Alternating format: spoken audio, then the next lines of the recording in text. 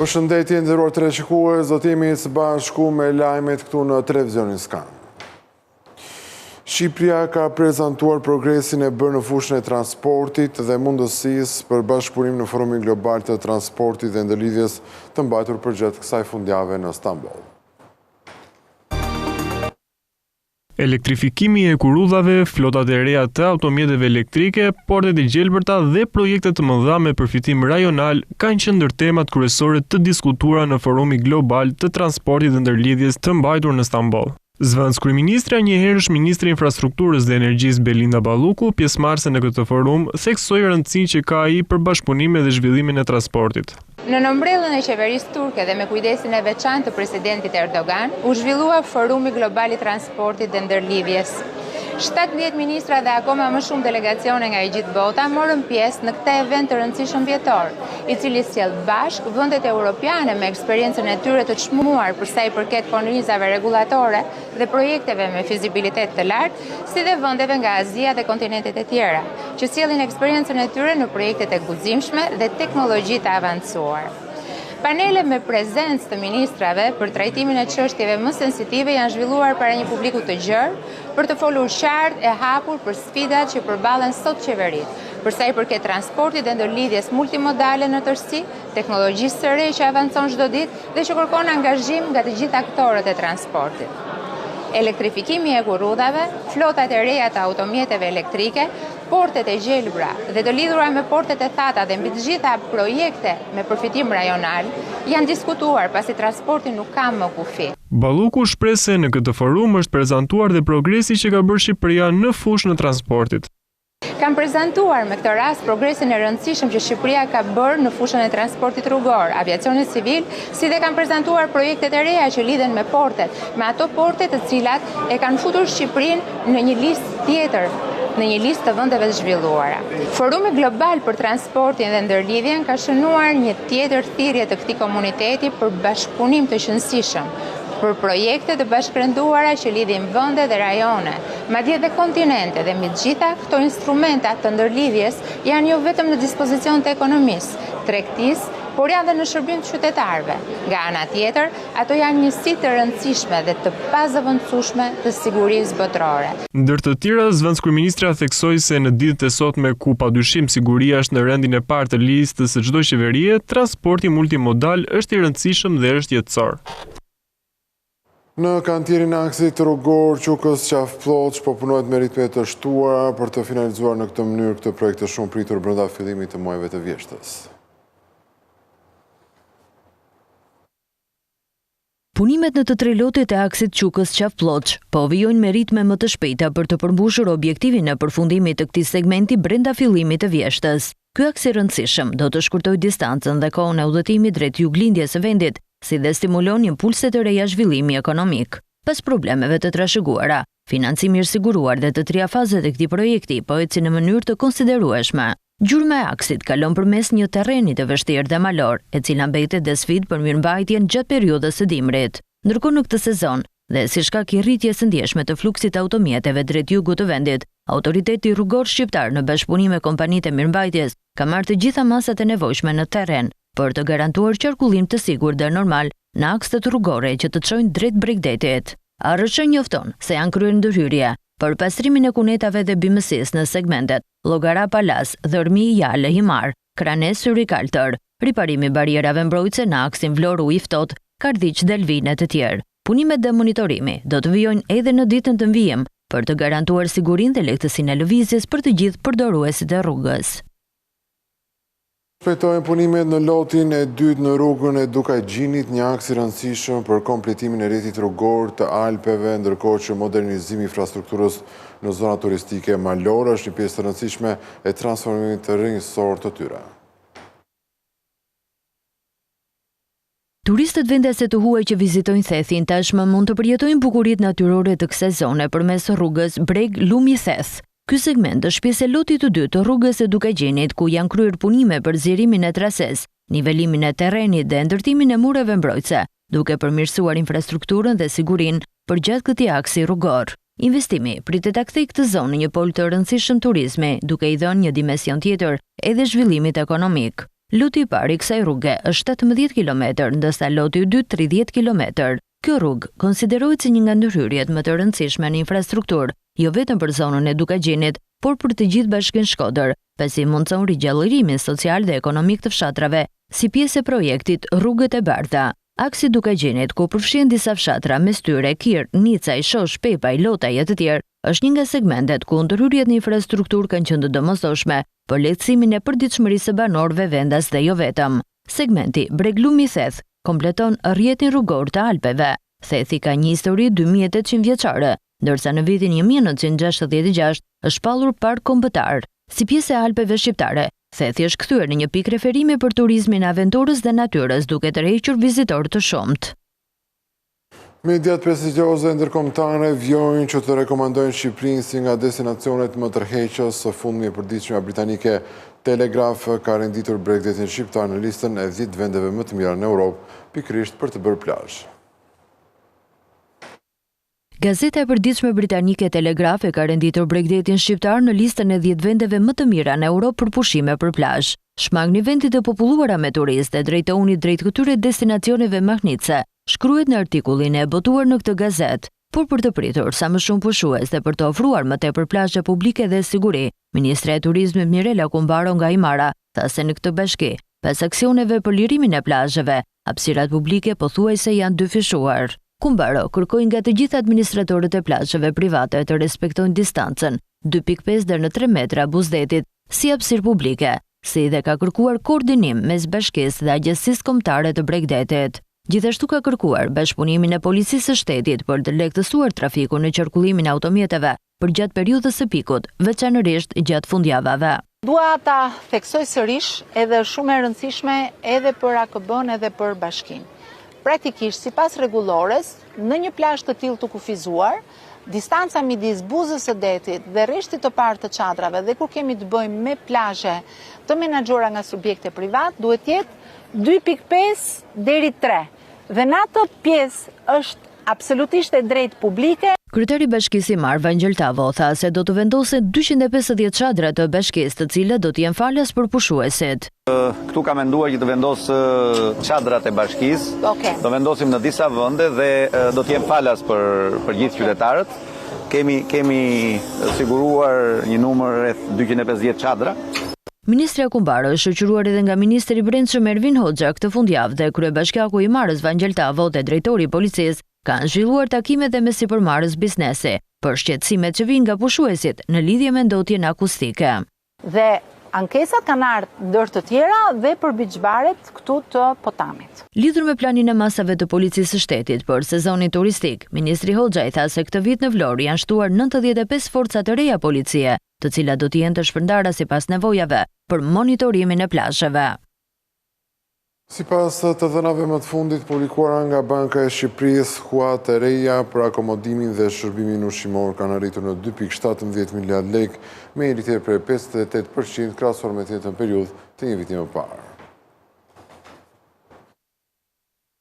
Në muajin maj të vitit 2025, huat e reja të dhëna për korporatat jo financiare private u vlerësuan në 22.96 miliard lekë me një rënje vjetore prej 2.9%, krahasuar me të njëjtën periudhë të një viti më parë. Rënja është më e moderuar krahasuar me muajin prill, por përsëri tregon një frenim të lehtë të kërkesës për kredi nga ana e bizneseve. Sektori që vijon të mbaj peshën më të lartë në financim përmes kredive mbetet tregtia me shumicë dhe pakicë, me një shumë totale prej 10.87 miliard lekësh, që përfaqëson një rritje prej 30.6% në terma vjetor. Ky sektor përfaqëson mbi 47% të totalit të kredisë dhënë për muajin, duke treguar një orientim të fortë të financimit në këtë drejtim. Në vendin e dytë renditet ndërtimi me 2.39 miliard lekë, ndonëse me një rënje prej 39.6% krahasuar me majin e kaluar, ndjekur nga industria përpunuese e cila regjistroi një rënje të ndjeshme prej 47.4%, duke rënë nga 4.3 miliard lekë në vetëm 2.26 miliard lekë. Ndër sektorët me rritjen më të lartë për këtë muaj spikat arta, argëtim dhe çlodhje, i cili regjistroi një rritje mbreslënse prej 836.3%, ndonse shuma mbetet modeste në vlerë absolute. Rritje të konsiderueshme shënuan gjithashtu aktivitetet e pasurive të paluajtshme, shërbimet administrative dhe aktivitetet financiare dhe të sigurimit. Ndërkohë, akomodimi dhe shërbimi ushqimor, që përfshin strukturat e mikpritjes dhe turizmit, ka shënuar një rekord historik me 2.17 miliard lekë kredi të reja, një rritje prej 58.1% krahasuar me të njëjtën periudhë të vitit kaluar. Ky është niveli më i lartë i regjistruar ndonjëherë në këtë sektor në një muaj të vetëm, duke reflektuar përgatitjet intensive të industrisë së turizmit për sezonin veror dhe një besim në rritje për investimet e reja. Vlera e muajit maj të këtij viti është më e larta nëse analizojmë në të njëjtin muaj të një dekade. Sektorët tradicionalisht më pak të financuar si arsimi dhe aktivitetet profesionale këtë muaj rezultojnë me një rritje të konsiderueshme, përkatësisht me 259% dhe 70.6%, duke sinjalizuar një dinamikë të re të orientimit të huamarrjes. Paraja jashtë bankave ka shënuar një rekord të ri historik në fund të muajit maj të këtij viti. Të dhënat zyrtare tregojnë se paraja që qarkullon jashtë sistemit bankar ka arritur në 343 miliard lekë. Rreth 434 miliard lekë qarkullojnë aktualisht jashtë sistemit bankar në Shqipëri. Sipas të dhënave të sapo publikuara nga Banka e Shqipërisë, paraja jashtë bankave ka shënuar një rekord të ri në fund të 5 mujorit, duke u rritur me 1.1% ose 4.9 miliard lekë në krahasim me muajin prill. Rikujtojmë se në fund të vitit 2024, paraja jashtë korporatave depozituese ishte 4.2 miliard euro nga 3.9 miliard në 2023, ndërkohë në krahasim me muajin maj të vitit të kaluar, ku paraja që qarkullonte jashtë bankave ishte vetëm 389 miliard lekë. Këtë vit shohim që kemi një rritje më të thellë prej 11.7%. Dëshmi kjo e trendit të shpejt rritës. Këto shifra tregojnë se ne vijojmë të jemi një ekonomi shumë e varur nga keshi. Kultura jonë e kryerjes së pagesave me para në dorë, normat jo shumë të favorshme të interesit për depozitat, mos instalimi i terminaleve POS në të gjitha pikat e shitjes me pakicë, për shkak të komisioneve të larta që aplikohen nga bankat.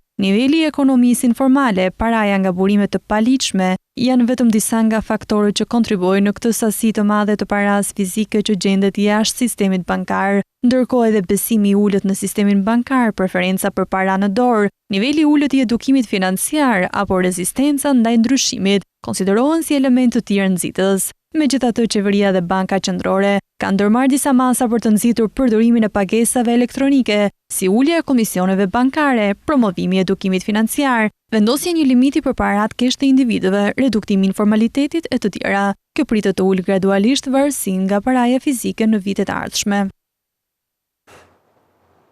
Projekti i ri në portin e integruar të Durrësit ka kaluar një etapë të re të përditësimit në listën e shpronësimeve. Vlera totale paraprake e kompensimit është rishikuar dhe aktualisht ndodhet në rreth 815.7 milion lekë. Zbatimi i projektit të portit të ri të integruar të Durrësit në Porto Romano tashmë ka kaluar në një etapë tjetër. Në vletoren zyrtare është botuar lista e 121 pronarëve të cilët do të hiqen nga lista e shpronësimeve, për arsye se këto pasuri janë jashtë konturit të projekt zbatimit për fazën e parë, por përsa i përket vlerës totale paraprake të shpronësimit, nga 821.350.000 lekë, do të bëhet 815.696.000 lekë. Sipas publikimit në vletoren zyrtare, personat që preken nga ky projekt, të cilët kanë emrin në tabelën e publikimit, por nuk figurojnë në këto lista, jo më vonë se 15 ditë nga publikimi në vletoren zyrtare, kanë të drejtë të paraqesin pretendimet e tyre të shoqëruara me dokumentacionin përkatës, si edhe të shprehen nëse janë dakord me të dhënat e publikuara për përfundimin e procedurave të shpronësimit pranë Autoritetit Portual të Durrësit, SHA, si dhe në Agjencinë Shtetërore për Shpronësimin. Ky projekt pritet të jetë një investim i rëndësishëm për zhvillimin ekonomik dhe infrastrukturën e transportit në Shqipëri, duke krijuar mundësi të reja për biznesin dhe tregtinë në rajon. Operatori i shpërndarjes energjisë elektrike ka penalizuar 90 konsumatorë të cilët kanë ndërhyrë në mënyrë të paligjshme në sistemin e matjes për 4 mujorin janar-maj të këtij viti. Niveli i përgjithshëm i humbjeve është regjistruar në 17%.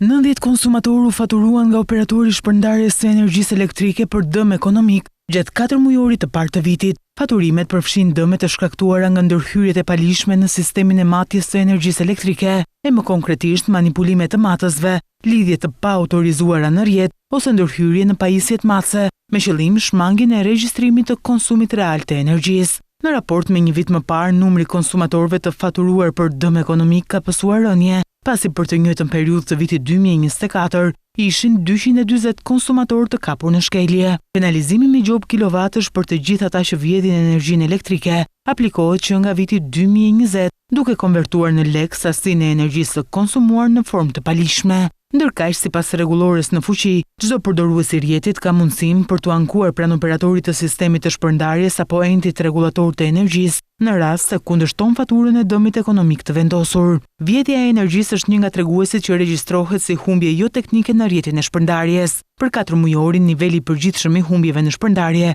u regjistrua në 17%, teksa vjedhjet përbënin gati 1/3 e tyre. Pak ditë më parë, gjatë një takimi me përfaqësues të institucioneve, edhe Ministrja e Infrastrukturës dhe Energjisë Belinda Balluku solli në vëmendje luftën ndaj informalitetit në sektor, veçanërisht në disa rajone ku vjedhja e energjisë është më e madhe. Fieri është qarku kryesor në Shqipëri që prodhon sasinë më të madhe të rushit, ndërkohë që qarku me prodhimtarinë më të ulët është pikërisht qarku i Kukësit. Afro 183.000 ton rush është prodhuar në vitin 2024 në Shqipëri, me një rritje prej vetëm 3 ton në raport me 2023, por rënje në krahasim me vitet e mëparshme. Por cili rajon ka prodhimtarinë më të lartë? Në vendin e parë ndihet Fieri me 39.200 ton të prodhuar, ndjekur nga qarku i Elbasanit me afro 30.000 ton. Më pas renditet Berati me 17.800 ton, Tirana me 17.700 ton rush të prodhuar, ndjekur nga qarku Vlorë me 17.500 ton. Qarku Durrës ka prodhuar 15.800 ton rush, Korça 12.400 ton dhe Dibra 10.500 ton. Qarqet të tjera si Shkodër, Lezhë, Gjirokastër regjistrojnë një prodhimtari 90.000 ton, ndërsa listën e mbyll Kuksi me 4.800 ton. Vitin e kaluar në prodhim kanë qenë 9.358 hektar tokë, me një rënje të konsiderueshme në raport me vitet e mëparshme, ku në 2020 ishin 10.400 hektar, ndërsa rendimenti i prodhimit është 115.9 kuintal për hektar. Vreshtaria dhe prodhimi i verës cilësore shqiptare sot është kthyer në një element kyç për zhvillimin e sektorit të bujqësisë. Në 2023 Shqipëria është bërë shteti i 50 në botë i antarësuar në organizatën ndërkombëtare të vreshtarisë dhe verës, gjë që do t'i japë më shumë mundësi prodhuesve për të deportuar më shumë në tregjet e huaja, për të krijuar ura bashkëpunimi, si dhe për të njohur me kultivar dhe teknologji të reja të prodhimit. Po ashtu ligji i ri i vreshtarisë, i cili hyri në fuqi në vitin 2024, konsiderohet si një tjetër instrument në të mirë të sektorit, i cili vendos rregulla të reja, kontroll të shtuar, si dhe pritet të ndikojë në rritjen e formalizimit, që është problem kryesor. Aktualisht tregu i verës në Shqipëri ndahet në 35% prodhim vendas dhe 65% import. Por tendenca e viteve të fundit të qytetarëve dhe turistëve është konsumi i verave made in Albania, çka sjell edhe kërkesë në rritje për etiketat shqiptare. Sipas të dhënave të publikuara së fundmi nga Instat, numri i koshereve të bledhve në vend ka kaluar shifrën e 587.000, por rendimenti i prodhimit ka rënë krahasuar me të njëjtën periudhë të një viti më parë. Sektori i bletarisë në Shqipëri ka përjetuar një paradoks në vitin e kaluar sipas të dhënave. Për herë të parë, numri i koshereve të bledhve në vend ka kaluar shifrën e 587.000, duke shënuar një rritje me 13.2% krahasuar me vitin e kaluar dhe një rekord nga viti 2024 pra në harkun e 20 viteve. Por ndërsa sasia është në rritje, prodhimi real duket se ka marrë të kundërtën. Të dhënat zyrtare të Instat tregojnë se rendimenti mesatar i mjaltit për koshere ka rënë ndjeshëm në vitin 2024, duke zbritur në 10 kg për koshere, nga rreth 11 kg vitin e kaluar, niveli më i ulët regjistruar në të paktën 15 vitet e fundit. Për krahasim nga viti 2015, çdo koshere prodhonte mesatarisht 18.3 kg mjalt. Rënja vlerësohet në rreth 1 kg më pak dhe ngre shqetësime për qëndrueshmërinë e sektorit. Rritja e numrit të koshereve në kushte normale do duhet të përkthejë në rritje të prodhimit, por të dhënat flasin për një rënje të rendimentit në nivele alarmante. Mund të përmendim faktorë të ndryshëm që ndikojnë në këtë rënje, përfshirë ndryshimet klimatike, mungesën e florës së pasur, përdorimin e pesticideve në bujqësi dhe mungesën e mbështetjes teknike për bletarët. Paradoksi i vitit 2024 është i qartë, më shumë punë për bletarët, më pak mjalt për tregun. Nëse analizojmë të dhënat sipas qargjeve, shohim se Vlora kryeson me numrin më të lartë të koshereve, pasuar nga Korça. Ndërkohë po të analizojmë rendimentin, Elbasani kryeson me 17 kg për koshere. Temperaturat e larta kanë shtuar rrezikun e prapjes së vatrave të zjarit, ndërkohë që autoritetet kanë paralajmëruar rrezikun e madh që mbetet në qarqet e Lezhës, Durrësit, Tiranës, por edhe qarkun e Fierit.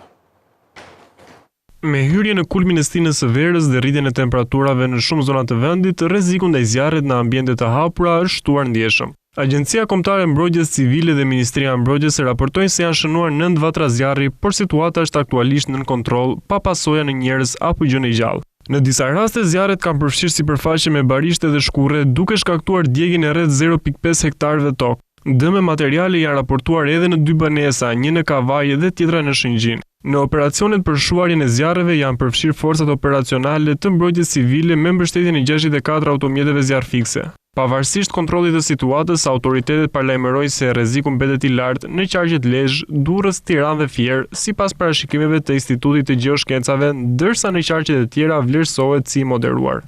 Duke qenë se temperaturat pritet të mbeten të larta, mbrojtja civile mbetet në gatishmëri të vazhdueshme për çdo rast emergjencë. Qytetarët ftohen të tregojnë kujdes të shtuar në këto ditë nxehta dhe të shmangin çdo veprim që mund të shkaktojë zjarrvënie. Çdo rast i dyshimt duhet të raportohet menjëherë pranë autoriteteve përkatëse.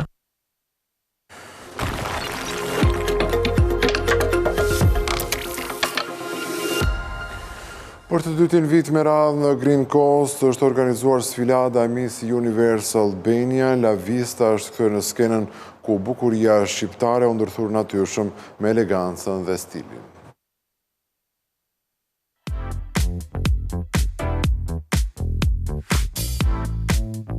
Është organizuar për të dytin vit të radhës sfilata e Miss Universe Albania and Kosovo në Green Coast.